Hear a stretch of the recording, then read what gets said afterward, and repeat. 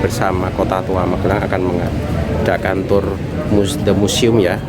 Di pertama kali ini museum Magelang punya museum, yaitu Museum BPKRI di Ponorogo, Jenderal Sudirman, Bambang Brojonegoro dan OHD.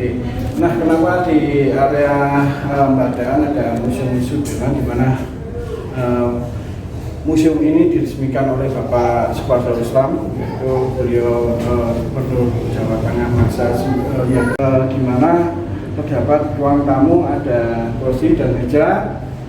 Informasi yang saya terima bahwa ketika beliau tinggal di sini masih ditinggal oleh Bapak Sri Sultan Hamengkubuwono yang ke-9, karena beliau juga dekat dengan Sri Sultan Hamengkubuwono IX, saling menjenguk beliau di Magelang, tepatnya di rumah ini. Nah, tempat ini juga menerima tamu beberapa tokoh-tokoh. Ketika beliau punya dengan Magelang punya putra namanya Akan dengan Magelang sangat dekat sekali, maka beliau memilih Magelang sebagai tempat beliau istirahat sampai beliau menghembuskan nafas terakhirnya di tanggal 29 Januari 1950. Sebenarnya beliau dirawat ada di Panti Lape, tetapi Yogyakarta dirasa belum aman, benar-benar belum aman, maka beliau memilih Magelang sebagai tempat beliau Jenderal Sudirman dalam masa recovery. Salah satu alasan juga karena Magelang dan Yogyakarta nggak begitu jauh, karena waktu itu Yogyakarta dijadikan ibu kota sementara. Selama 7 bulan memimpin perang gerilya, beliau mengalami sakit. Teman-teman tahu nggak sakitnya Jenderal Sudirman itu sakit apa nih? Mendaki gunung Bukita dan balik-balik, dan juga tandul karena beliau dalam keadaan sakit memimpin perang gerilya. Dan juga koleksi riwayat. Mohon maaf, di sini tertulis beliau itu sebenarnya pesannya di dalam Cilacap diadopsi. Istilahnya kalau dulu Bapak Raden Djoko Sunaryo itu punya istri tapi belum punya momongan, maka metode orang dulu adalah ngomong sebelum pancingan, karena Jenderal Sudirman dalam kandungan itu sudah dipesan sama kakaknya bahwa beliau akan diadopsi oleh Bapak Raden Djoko Sunaryo. Beliau adalah asisten perdana di sana. Keikutsertaan juga beliau di peta angkatan yang kedua. Beliau Jenderal Sudirman juga karirnya bagus karena sifat kepemimpinan dan agama yang dia pakai di Arabia. Tapi mohon maaf untuk Bapak Ahmad Hidayatullah sudah mau meninggal. Tapi informasi yang saya terima tinggal berapanya saya kurang tahu. Itu Bapak Ahmad Hidayatullah sudah meninggal. Nah, ini koleksi yang di ruangan tamu ketika Jenderal Sudirman tinggal di sini. Ini koleksi bagian koleksi Museum Jenderal Sudirman yang ada di Magelang. Kaca, di mana kaca sekecil apapun, kalau sinar matahari pantau itu terbaca oleh pesawat, maka pasukan Jenderal Sudirman itu bagian mata-mata. Ini ruang kerja nih. Menurut saya kita masuk ke sini aja dulu. Monggo.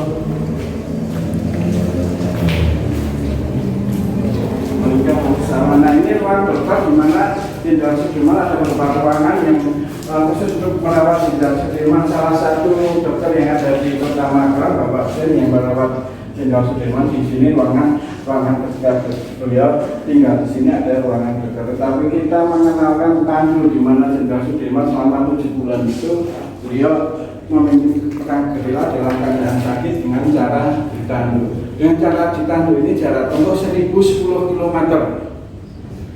1010 km jauh ya. Ini ruang Jenderal Sudirman ketika masih jadi staf Republik Indonesia Serikat. Waktu itu masih Indonesia Serikat. Kalau dilihat dari bentuk atau struktur bangunan, ini kan bangunan masa kolonial. Mungkin ada budaya dari Eropa bahwa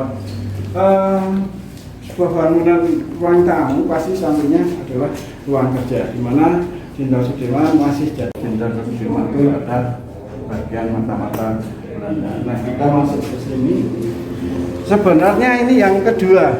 Yang pertama ketika Jenderal Sudirman memimpin perang gerilya dan Plain Semana itu jarak tempuh 11 km. ini dengan andong. Tetapi tidak ada kerbau, tidak ada sapi, dan tidak ada kuda. Maka Bapak Cokro Pranowo, Bapak Suparjo Rustam, dan Bapak Suwondo Beliau Jenderal Sudirman mendorong. Maka tidak efektif kalau kita memimpin perang gerila dengan cara ini, nggak efektif karena masuk hutan, masuk perbukitan, masuk sawah. Maka metodenya diubah dengan cara ditandu karena beliau dalam keadaan sakit tuberkulosis. Ini ruang keluarga di mana Jenderal Sudirman punya 7 putra, ini 4 cewek dan 3 cowok, di mana ada kebiasaan putra-putri Jenderal Sudirman itu kalau tidur bareng-bareng. Maka jika untuk bertempur di sini kalau tidur bareng-bareng memang itu hal wajar, hal yang umrah kalau masa-masa dulu ketika kakak beradik itu kalau tidur bareng-bareng. Nah, ini ruangan kumpul keluarga dan ruangan putra-putri Jenderal Sudirman tidur di ruangan ini. Tetapi kita mengenalkan baju Jenderal Sudirman karena ini salah satu koleksi yang ada di Sasmita di Jakarta, ini kan jadi salah satu koleksi yang ada di museum di Magelang, dan kita diperkenankan untuk menduplikat. Ukurannya sama itu, bahannya mendekati sama, tapi ya istilahnya karena beliau wafat di sini, mengembuskan nafas terakhirnya di sini, kita menghormati beliau ketika tinggal di sini. Itu kita melepas alas kaki, mohon maaf ya. Ruangan Jenderal Sudirman atau kamar Jenderal Sudirman ketika tidur dan menghembuskan nafas terakhirnya di ruangan ini, di tempat ini. Mohon maaf adik, nggak boleh diduduki karena akan mempercepat kerusakan.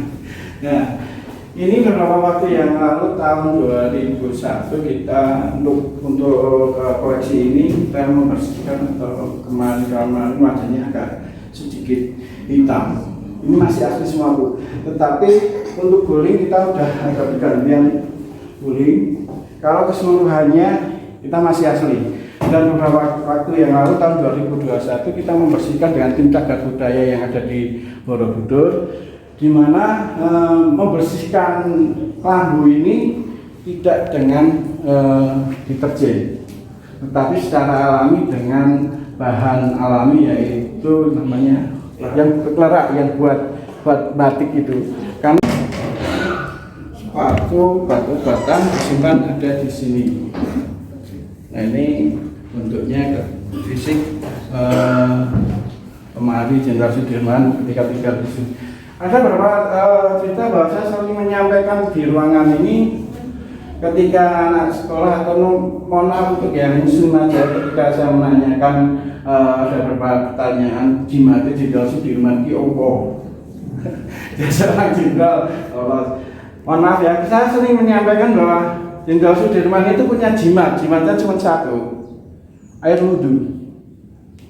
Ketika Jenderal Sudirman di medan perang, dia berpikir bahwa karena beliau seorang muslim sejati, beliau seorang muslim dan juga dekat dengan Kiai dan seorang santri juga.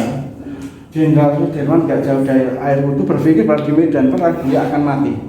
Maka setiap kegiatan, setiap aktivitas beliau Jenderal Sudirman selalu ambil wudhu. Supaya apa? Nanti di medan perang beliau mati dalam keadaan suci. Tahun 19 makam beliaunya ada di ruangan. Kita masuk ke ini Mas. Ini yang terakhir. Jenderal Sudirman itu meninggal pada tanggal 29 Januari 1950 itu hari Minggu. Beliau menghembuskan nafas terakhirnya, dan karena seorang muslim segera mungkin harus disucikan jenazahnya.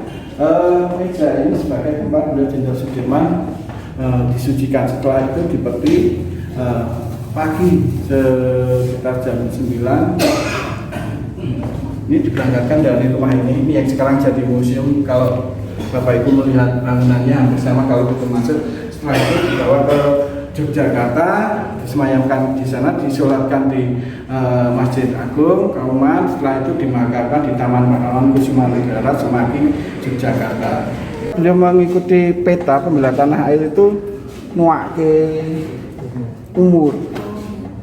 Nuwak Timur itu ternyata ada catatannya, tetapi secara yang kita terima itu bahwa sebenarnya beliau di usia 34 tahun. Nuwak Timur mungkin sekitar umur 38 beliau, karena terkait dia harus masuk ke peta itu tadi, harus karena bisa masuk. Nah, kalau dulu wajar ya kayak ini.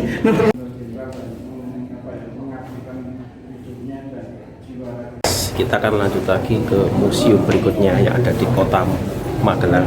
Setelah hari ini kita jalan-jalan ke dalam isi museum Sudirman, kita langsung menuju ke beberapa museum yang ada di kota Magelang. Tapi sebelumnya kita akan foto-foto dulu bareng anak-anak komunitas Kota Tua Magelang. Jadi tetap pantengin terus channel Jejak Mas B, spesial jalan-jalan Kota Tua Magelang.